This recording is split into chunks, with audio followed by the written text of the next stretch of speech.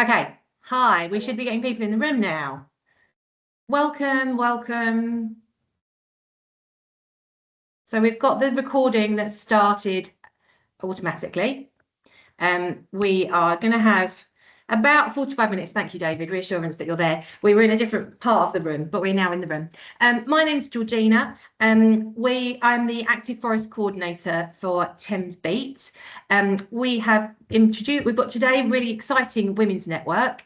NJ is unable to join us yet, so she will join us when she can. I'm going to introduce Yashmin and Salma and then hand over to them. But just to give you a little bit of an insight to what we're going to cover. Yashmin and Salma are from the Muslimah Sports Association in East London. Yashmin is the chair and founder of the MSA. She instigated the group 12 years ago, based on the need to establish activities for Muslim women in particular, to participate in a range of sports, and ensuring that those activities offer and provide a safe environment supportive of religious and cultural beliefs. So Yashmin's portfolio is far too extensive to mention now. It's intimidating, if I'm to be honest. But her numerous posts include chair of the Friendford and MSA Women's FC, a non-exec director of Charity Bank, a trustee of London Sport, Vice Chair and FA Council Rep for the London FA, and an independent director of British Fencing. So we are incredibly thankful that she's managed to squeeze us into her incredibly busy schedule today to speak with us. And then Salma is our Forestry England main point of contact day to day from the MSA. And following an initial introduction made by David Rose from Forestry England, who works on Forest for Everyone community programme, Salma has been since coordinating members of the group in Forestry England's Feel Good in the Forest activities at Thames Beat in Greater London over the past 3 years. We've seen over 20 women, I think that's the right number, Salma, from the MSA join over that time and continue to come back. They've enjoyed a range of different activities with us. So I'm going to hand over to Yashmin first and then to Salma to talk more. And then at the end, we'll have some space for some Q&As. If you have anything you want to mention in the chat, then please do. But thank you for your time and handing it over to you guys. Thank you. And thank you for inviting us today. Really excited to be speaking to you all. So as Georgina said, my name is Yashmin, and I started MSA initially 2008, but we were formally constituted in 2014 and became a charity in 2019. And for the reason for me starting was I was extremely sporty. I actually grew up in Scotland. So I was extremely sporty. I had 2 older brothers. I played a lot of football. I did a lot of sports. I did athletics, cross-country running, and everything I just thought was normal until I moved down to London, and then went to secondary school, went to an all-girls school, majority Muslim, and found that a lot of the girls didn't actually want to do PE. So they would make excuses not to do PE. Football wasn't on the curriculum, so I pushed for my business studies teacher to start football.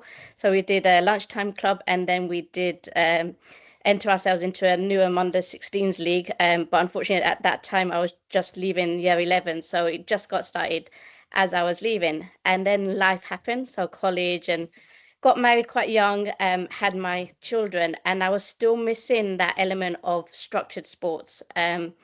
And I was looking for activities for me to join in the local area, and did manage to find a badminton session which was aimed at getting women active again. But when I went, it was actually full of men walking through because it was in the town hall. So although it was aimed at women only session, it actually had men walking through. So I felt really uncomfortable because I had to play in my hijab. So it got really hot and everything. So I thought, what is out there for me to join as a Muslim woman? And actually was quite shocked. There was very little on offer in the area. And for me, that was quite surprising because I'd never noticed it before until I started looking for myself and wanting to get back into sports after school. So I thought, if it's not there for me, what can I do to start something for Muslim women? And I started to do a little bit of research, found there was a basketball women's only session in West London. So how can I get it to East London? So I got in contact with that group. The coach agreed to travel from West London to East London to help us. And unfortunately, for I think it was 3 months, that it was only me, one other participant, and the coach that turned up, and everyone told me to just stop because nobody was interested. But I persevered, started networking, started reaching out to my son's school moms and saying that, well, look, this is what we're trying to do. It's just a social activity. Come get fit, meet other people within the area, other sisters. And it started to grow from that. And then we got a little bit of funding from the mayor's office. And that's sort of how MSA began, really. And we started to get requests for us to start badminton. And then I was still adamant to start football, though, because football was my sport. So I couldn't find a football coach at the time. Found a basketball coach, but I was still adamant to find to get football started. So I thought, what can I do to get football? Because I couldn't find a female coach. So I started working with the FA and Essex FA and Sporting Equals and London Sport. And we worked out that the only way to do it was to get our women from the community upskilled into doing a level 1 coaching course. So we worked out how to do a tailored approach. So it worked for our community. So at the time, they used to offer the level 1 on a 2-day course out in the sticks somewhere, and they had to be there from morning till evening. So we thought that's not going to work for our women. So how can we do it and adapt it so it works for our women? So we broke it down into sort of elements of, like, I think we did it over like a couple of hours over a few weekends, got a female tutor in, and did it at the local mosque. So we brought it to them rather than ask our community to go to the centre. And we got 15 women that actually qualified as a football coach, and we started delivery. And that's how we started that element of qualifying female coaches from our community. So we replicated that across fencing, badminton, tennis, archery. And so we started opening the opportunities for employment as well. So our women don't only participate now and volunteer, they have the opportunity to become coaches. So it sort of grew from that. So something that started very small as me missing sports turned into an opportunity where I created for our women to either get back into sports or try a sport that they've never tried before. And that's how Salma came on board. That's how you'll learn about Shafia in a few moments as well. And then I started to see as well that all these organizations were making decisions about Muslim women without actually consulting us. So how can I get around that table to make those and influence those decisions and policy? And that's why I became a board member. So I started as a London FA council member, then got elected onto their board. So I started influencing policy there. British Fence in the same way as well. And I think it's really important to have those diverse members around that table, because it's really important to have our voices and understand our lived experiences. And that sometimes is forgotten when decisions are being made, because you can have all the research, you can have all the data, but sometimes it's the voices that you need to hear to understand the challenges. And that's why I think it's really important. And I encourage all of our members and participants, if there's an opportunity out there for them to go and, for consultation or to go around, have a roundtable discussion, I ask all of our members, not just our trustees or our volunteers, I ask all of our members, is anyone available to go and put themselves forward and have those discussions? And I like to open those opportunities, because sometimes they just need a little bit of encouragement. And I find that really helps them to just put themselves forward in an uncomfortable space. But once they come out of that, they would come back and say, thank you for giving us the opportunity, because, if you didn't offer that to us, we wouldn't have known about it. So it's just, I think, we play a small part in the bigger picture of getting women out there and making us visible. So on that, I'm going to hand over to Salma. Oh, thank you, Yashmin. And thank you, Georgina, for a lovely introduction and for having us here. But with Yashmin's story is incredible. And I can see, I've heard it again and again over 12 years. And I sit there and I'm like, wow, I love it. So I'm just going to go into a little bit more about the women's health inequalities and our partnership with Forestry England. I'm just going to share. This is the bit I get nervous about.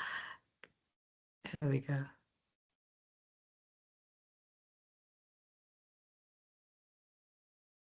Georgina, can you see it? Yeah, all good. Okay, brilliant. Okay, thank you. So I'm Salma. I've been part of the MSA team for, I'm going to say, over 12 years now. I started off literally just attending a session, and Yashmin is one of those people where she will always encourage you to do more. So it became, why don't you volunteer with us? Why don't you set up some activities that work for you? You know, at the time, my daughter was not even 1. And I remember saying to her, like, Yashmin, I can't attend all the sessions because what do I do with my baby? And she was like, well, why don't you set something up with your baby? And I remember setting up mum and baby yoga, and it kind of just escalated from there. And we've had this snowball effect of just kind of going from strength to strength. So let's talk about MSA and Feel Good in the Forest, and South Asian women's health, access to movement, and Nordic walking at Thames Chase. So the things I'm going to cover today are the health challenges and inequalities faced by South Asian women, including why South Asian women are excluded, how MSA began, what our program offers, and the impact MSA has had, our partnership with Forestry England, including why nature walks matter to South Asian women and MSA. So just to sort of start off, South Asian women in the UK face unequal health outcomes across multiple conditions. These inequalities are shaped by racism, deprivation, language barriers, culture, and services that are not tailored to our needs. So women from Pakistani, Bangladeshi, and Black groups are often affected by socio-economic adversity and poverty. People from South Asian heritage are around 6 times more likely to experience type 2 diabetes than people from a white British background. And also South Asian women are more likely to develop long-term, multiple long-term conditions such as heart disease, joint problems earlier in their adulthood, and then that leads to kind of affecting their mobility and quality of life. So data shows the percentage of women aged 16 and above in England, so this data is from 2022, who are classed as physically active. When you look at the data, you can see, you know, some groups are higher up there than others. Asian women have one of the lowest proportions meeting the recommended daily activity level, despite high risks of conditions like diabetes and heart disease. So it's just under 50%. So we know the link that regular physical activity helps prevent conditions prevalent in South Asian women, so the diabetes, the heart conditions, mental health, but there's problems, and the problems often are the access to, so access is often limited by facilities that lack women's only provision, prayer-friendly scheduling, and cultural responsive staff. So why are they excluded? Some of the reasons that we've found when we've been doing our research is the lack of women's only spaces and sessions, the lack of modest and hijab friendly facilities, the fear of discrimination or negative past experiences, family, work and caring responsibilities, and environments that feel safe and welcoming are hard to find. So in 2022, we did our own research called Muslim Women in Sports, and we surveyed Muslim women to understand what these barriers are, why they exist, and to provide evidence to change sports provision. Key findings were 97% said they wanted to be more active. 80% said it'd be more likely to attend women's only sessions, and 43% say facilities are not suitable for religious or cultural needs. So our research shows that Asian women and Muslim women are not inactive by choice, but they are blocked by how sport is currently offered. Okay, so how did it begin? Yash has given us a little bit of insight to her motivation on beginning MSA, but our mission is to build a safe, women-led, cultural responsive spaces. So currently we offer up to 15 sessions a week. There's a whole range of activities: basketball, badminton, football, netball. Positive Minds is a mental health workshop that we've been supported by Mind charity as well. And we change this seasonally. When we get a new opportunity come about, we grab that and we allow our women to experience that. We create safe spaces to exercise freely and without judgment. We create opportunities to build confidence, friendship, and routine. And then that often leads to pathways into volunteering, coaching, and leadership. So who attends our sessions?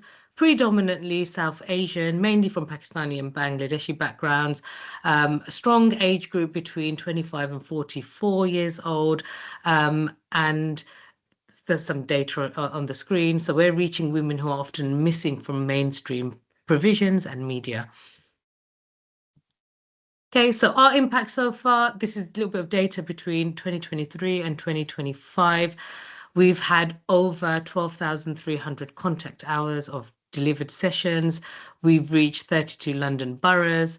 676 new participants have registered during that time frame. We've had 1,521 returning members and engaging women from 17 ethnic backgrounds. So let's move on to this amazing partnership with Forestry England. We currently run Nordic walking at Thames Chase every Thursday morning, which has given our participants a safe and welcoming way to be active in the forest. Please do take a moment to look at the photos as well. They're all our photos. So one of the key things here is that we've got a lovely female leader. When I spoke to Georgina in the shorter days saying we need a prayer space, that was provided for us, and it's become a familiar group, which means that the women usually avoid kind of like a mixed or unfamiliar setting, now feel comfortable attending. They've made their friendships. So I'm just going to show you the picture at the bottom there. That was during Easter. We had an Easter special Nordic walk, which was great fun. And then we've got, for MSA, this partnership has turned Thames Chase into a regular hub for the community, somewhere where women return to, bring friends, they're bringing their family, and they see it as their space. A lot of women had said they've never, accessed this space before, but now feel very comfortable in coming and returning with and without the group. Again, the photos are some of the social elements that we've had. We always have a cup of tea at the end of our session, which has allowed us to create those friendships and those bonds. The other picture there was a lovely party that was thrown for us in the barn. Again, things that some of our women haven't always experienced. So why is it important? We know that nature is important, but it matters to our community because firstly, it's the physical health. Nordic walking is a low impact sport. So it allows the women with health conditions or without to take part safely, often as their first step back into movement. We know that it supports their mental health. Spending time in the forest helps women manage stress and their low mood. 87% of MSA participants say that they take part in sports to support their mental well-being. It's also given us a sense of belonging. So walking together in nature has helped MSA participants, specifically South Asian women, to form new friendships, to feel less isolated and see themselves reflected in outdoor spaces where they were often underrepresented. And the growth for MSA is that since 2023, our walking and our Nordic walking activities, including Thames Chase, have delivered 735 contact hours across 54 sessions. And then on top of that, we've also created pathways for many women to take that further. So Shafia was mentioned earlier. I'm going to go into Shafia's story. She's now one of our Nordic walk leaders in her own community. So Shafia's journey, lovely journey. Shafia joined MSA in 2020 during lockdown, looking for support and a way to focus on her well-being. She joined MSA activities, including our Thursday Nordic walking sessions at Thames Chase, and found that walking in nature helped her rebuild her confidence. So over time, she became regular at the walks, forming friendships and feeling more at home in the forest. and she's really great at Nordic walking. She's now trained as a Nordic walk leader with MSA and British Nordic Walking in 2025. She's leading her own walks in Valentine's Park, which is in Ilford, which predominantly has South Asian women as her participants. So this is a classic example, one of many, to show the snowball effect, where one supported woman can bring movement, nature, and community to many others. And I can see Shaf going on to do many more great things.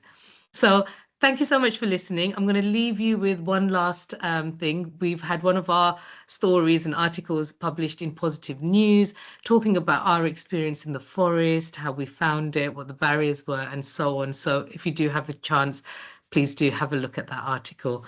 Thank you so much. And the reason I was laughing when you said about Shafia is because she loves her Nordic walking, because she does her catwalk. She calls it her catwalk. She practices her catwalk. She likes to see herself as a model. She does have a lot of photographs now, doesn't she? For someone, when I met her at the beginning, she was quite apprehensive and quite shy, and now she seems to be kind of relishing and rightly so, reaping the benefits from everything she's done.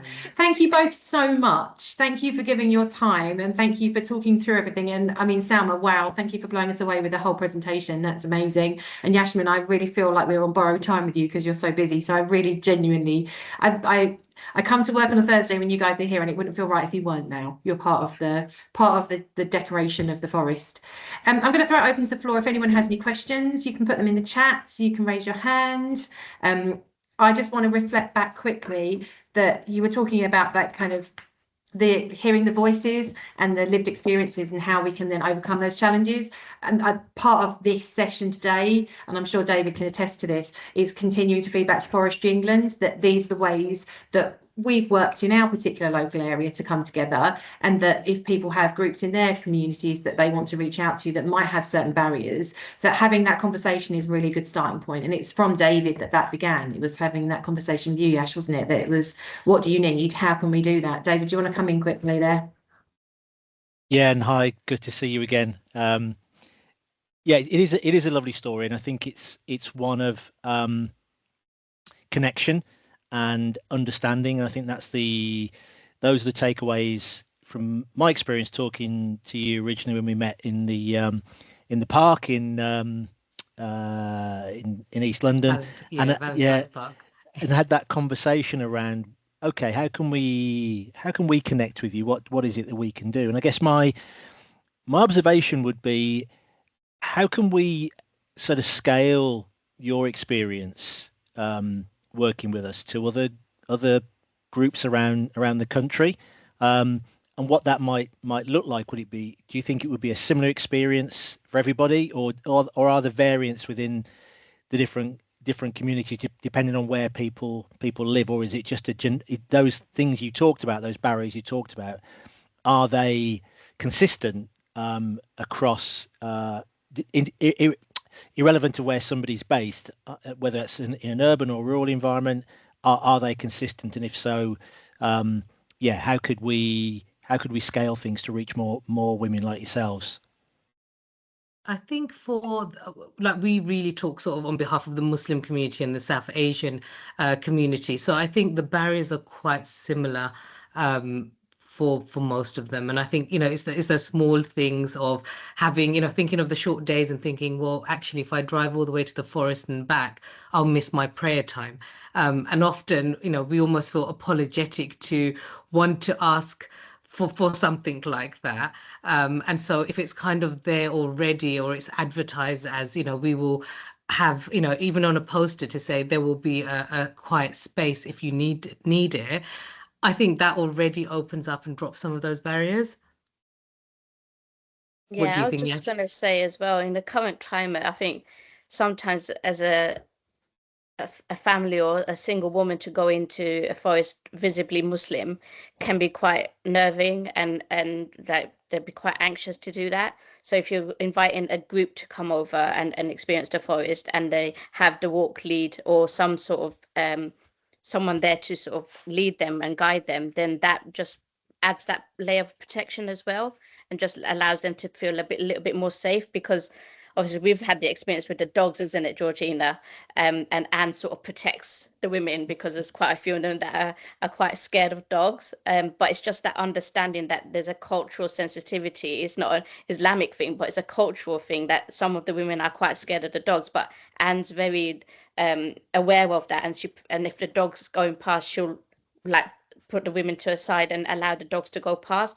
And that just makes, like, there's someone there that understands what their fear is, and it makes it more comfortable and makes us all okay about it. So I think just having that someone there to make it more, just give us that experience of having that protection, and also making it a little bit more comfortable for us, makes all the difference for us as well. Yeah, and you make a really good point there about that sort of pre-visit sort of connection and understanding what are the challenges and how we can overcome them. And I think we're quite, as an organisation, quite flexible and aware of some of the challenges that you say about daylight hours and prayer. And I think we've tried to look at what the options might be to accommodate, whether that's a quiet space, whether that's to provide an opportunity through using prayer mats that can be used outdoors, and still in a quiet space. So we've kind of looked at those things and said, okay, if that's what we need to do, we should then look at the provision for that. And I've done some work with a group in Greater Manchester. You talk about dogs, and to overcome kind of fears, they work with a therapy dog organisation, and actually brought members of the Muslim community to those sessions to interact with the animals, just to give them that sense of, oh, it's the first time, it's not so bad. This is what the experience can be like, and that was really impactful for numbers of people in that community in terms of them being more comfortable, because, as you say, culturally it's not something that is prevalent in the community. So there are ways in which we again can link with organizations that may be local, in terms of being able to provide some of that infrastructure and that awareness training that we can do. And I think the big thing for us, and Georgina might be able to testify to it, is we don't need to necessarily know everything about your community in terms of what your needs are, because you're quite open to telling us this is what we need. But it doesn't need to be anything special. It just needs you to understand that these are some of the little things that we face. If you can overcome them, that's great, and the rest of it is just as it is for anybody else. But there are these small little bits of detail that you just need to be aware of, and it's not something to be scared of. Yeah, it's just considerations, and Yeah. we're really grateful when someone's actually considered something. So if you've considered that we are scared of dogs, and you have that leader that protects you, we're so grateful for that. And even just the fact that you thought about prayer times, or you thought about having that cup of tea at the end so the women can sit and have a chat before they rush off to their busy lives. All of those are small considerations that make a huge difference to these women. Yeah, and I think those are all things that are really easily accommodated and delivered, because we're not asking for, nobody's asking for anything grand or anything completely different to what you might do with any other group. I think that's exactly what it is as well. Those small considerations of just kind of a little bit of mindfulness, or we may need something, or we're scared of something. And it's not, and I think a lot of criticism that we've faced throughout our journey, isn't it, Yash, of people saying, oh, you're trying to keep something very inclusive to your community and so on. And it's really not that, because our Nordic group is a brilliant reflection on how diverse we've got people from all communities, Muslim and beyond. And it's so lovely, and it's a mix of people, and we celebrated Easter and we were sharing things on Eid, and it was just so lovely. And it's been such a great group of kind of saying, let's actually celebrate our differences, come together, but we're learning from each other as well. And there was one week where one of the women had dog biscuits in her pocket, so all the dogs were running towards us. She had no idea we were so petrified, and then she was like, I'm so sorry, and she emptied out her pockets. But it's such a beautiful learning curve, I think. And I think it breaks down a lot of those barriers as well. With the media where it is at the moment, it breaks down a lot of those barriers where there's a perception of Muslim women, and then once they get to know us, we're like, oh, you're just like us. It's just like, we're not aliens, we're not different, we're just like any other ordinary woman. Just like, speak to us and you'll find out. Mm. I'd just like to flag the new positive news article, because I know you guys, I see you regularly, and I'd like to think I know you quite well. And I was blown away when I read the positive news article, because it exactly like you're saying, David, we kind of offered a couple of little tweaks, but we don't need to know everything that you need to be different, because you're the same. You need the same walk. It's just those additions. But when I read that article and I saw from your perspective the additional benefits you got from being in green space, that was amazing for me to read. So if anyone does get the chance, it's in the chat here. But thank you for everything that you've done there, because you helped us with that article, but also you're helping to keep us kind of aware of what we need to do in other places as well. So anyone that might not be able to come to this chat, people are going to watch this back. So people will be able to come in here, because I don't know whether everyone really sees the health inequalities for women and how much of a difference there is within different groups, and how that has such a huge impact. And some of the things that we can offer can add some benefit to try and change some of those health outcomes. So thank you guys both. If there's no more, oh, we've got another question. Gulsa.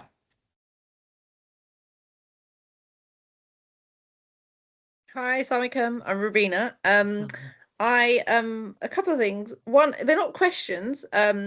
One was thank you for the presentation and seeing some of the stats. I was looking at it at the beginning because I work in diversity and inclusion for the CAA, and looking at some of those stats, I think it just showed that in terms of race and ethnicity, as well as being a woman, as well as faith, like, and then it's showing all the different health inequalities and health conditions that you may have, and some of them can actually be diagnosed as being, could be recognized as being disabilities as well. So it just showed there's quite intersectionality in terms of if you were doing groups and works and things, but also it just shows there are multiple layers of protected characteristics and barriers that the groups or the people that the not like in the workplace, not just the sports, that actually face that if you're from one of those, you cross over and you've actually got this.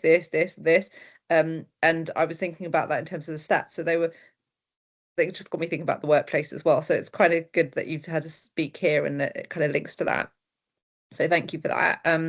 And then the other thing was like an idea, possibly, but you've probably done things like this. But when you were talking and you spoke about like the forest and walks and reaching out to more communities and groups and activities, I just wondered if you considered maybe that getting in touch with there's the program on Islam Channel called the British Muslim Farmer, and maybe getting in touch with him because he's got a farm, and then maybe there might be activities that he can do and that you can do because he's got the animals there and the nature, and they're trying to like kind of branch out to people to recognize. I think it's quite popular though, actually, but you can stay there and you can have activities and things, but maybe there might be a link that you guys might want to do there. I don't know him, but I've just seen it, so maybe that might be something you might want to consider. Willowbrook Farm, isn't it? Yeah, there you go. Yeah. So I thought you would cover that. And then the other thing I was going to say, oh, personal experience as well. I remember for me, before I wore hijab, I used to play tennis. Then I was really nervous at the point that when I did start wearing hijab, I think it was the most difficult place I found, rather than the workplace, when I started wearing hijab to play tennis, and then people saw me and like, oh, and I remember once I was in a group of people that I didn't know, and we were all practicing serving one after the other, and then they were like, oh my gosh, you can serve, when it was my turn. They were expecting me not to be able to, but it was I found it quite nervous in that environment, because that's not a very diverse environment either. But and they've started to do more things over the years. They've got women's groups and things like that in my area. And the other thing, it was a personal question that I had in terms of branching out as well. So I'm a Southwest London person, and I know someone in my community that tries to do a lot for women in the community in terms of fitness and sports. And I just had a quick look at your website, and I wondered, is there any possibility that I could ask her, I can ask you guys, maybe she might be able to put what she's doing. She does walks in the park in Battersea Park on Friday. She's just started that last 2 weeks ago, but she doesn't have many takers. Maybe she might get more if it's on your website.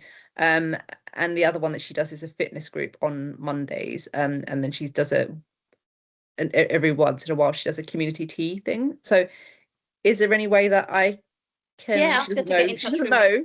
She doesn't Yeah. know, but I'm going to ask her. I just saw your talks and stuff. If you could put your contact details or something, then, or is it on your website? It's on the website. It's on the website. My Okay. number's on the website. So you can do that. So yeah, because that'd be great to branch out to other areas. Because you mentioned fencing. I love fencing. My nephew's he's just become a trainer. He's 18.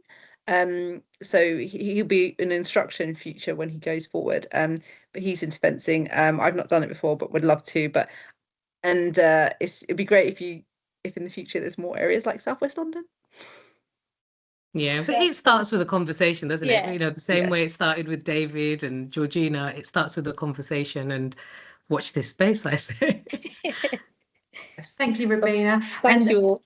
yeah, and if anything has kind of been illustrated today, it's how it started from Yashmin from nothing. And the fact that right at the beginning you said you had like 2 people, it was you and one other, and it just took a while. It's taken a while at Forestry England for our Feel Good in the Forest programme to come forward as well. So just stick with it, Rabina, I'd say, just stick with it and grow the youth up to do it themselves as well. Seems like you're training your own activity leader there. Yeah, you guys are very inspirational, so thank you. Thank you. Thank you. Just thinking about the layers that you were talking about, intersectionality, and I was thinking about my own experience when I walked into my first London FA Council meeting. It was full of quite elderly white men, and I just they all turned around to look at me, and they must have thought I had the wrong room. So I just thought about my own personal experience that there's 3 challenges as a woman. So firstly, as a woman, we have to prove ourselves, and then as a brown person, I have to prove myself, and then a woman of wearing a hijab, I have to prove myself. So they just all turned around, and I thought, oh my gosh, what have I walked into? But as soon as I started talking about football and like I proved myself, prove to them that I understand football, especially the offside rule. They were like, oh, she does understand football. So it's like all those layers that, you know, before I even open my mouth, they make a judgment against us. So just talking about all the other things that we have to deal with. Before we even say anything, there's a judgment already made when we walk into a room. But look how you've proven them all wrong. Thank you. David.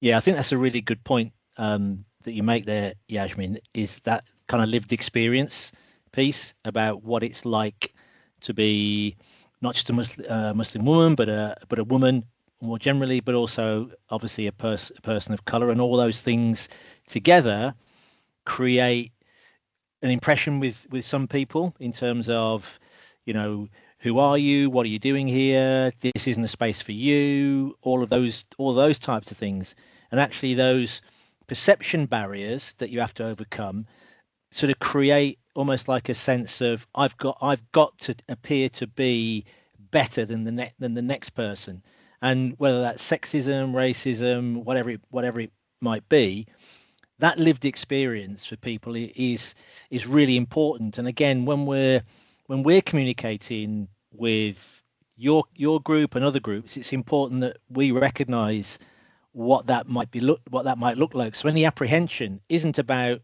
not necessarily feeling welcome. It's more about, okay, what my lived experience has been to this point, and therefore we can do a lot to overcome that in the way that we present ourselves when we're dealing with and working with people from the communities that we really want to work with, and also to understand that being in nature is not alien.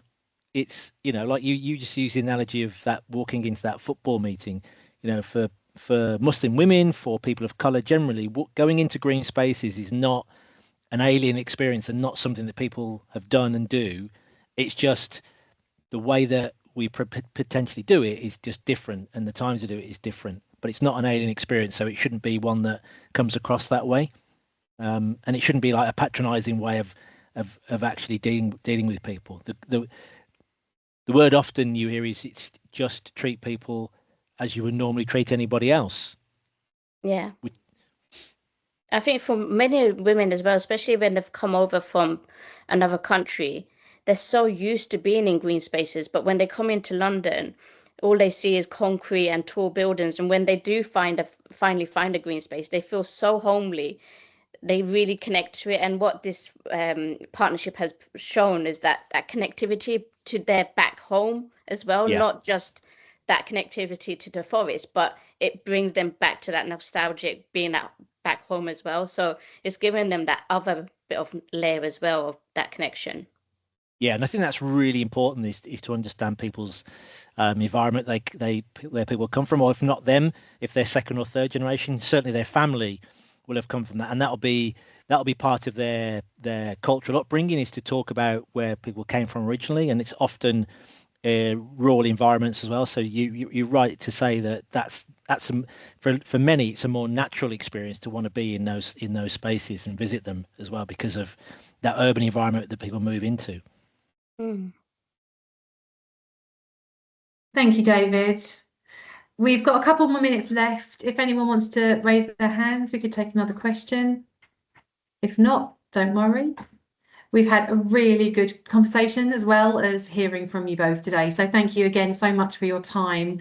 And thank you for bringing to the fore in really important areas of health inequalities that might be something that people that might be watching this back might not have noticed to that level of information. So I can't thank you enough. And thank you for continuing the partnership now, because it very much feels like it's moved from inviting you into the forest to being a really fair partner. And it's a pleasure to know you both and to have this time with you today. So thank you all for coming. Thanks, guys. Thank you.